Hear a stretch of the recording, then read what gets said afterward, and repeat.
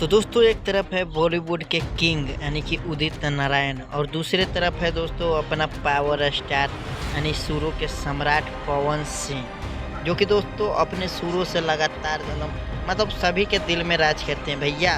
तो चलिए आज मैं एक गाना लिया हूँ उदित नारायण का, जो कि पवन सिंह भी उसको गाए हैं अपने स्टेज शो के माध्यम से।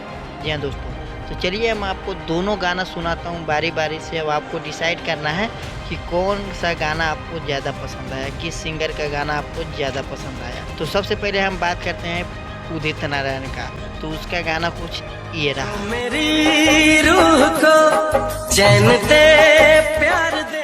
ना गाना अभी डिसाइड कर मत करिए, कमेंट बॉक्स खाली बात एकर मतलब ना कि अभी भर दिया। अभी भोजपुरी वर्जन आवे वाला मर्दे, तो तोनी वेट करा तू लोग। तो ये रहा पावर स्टार पवन सिंह का गाना। रूह को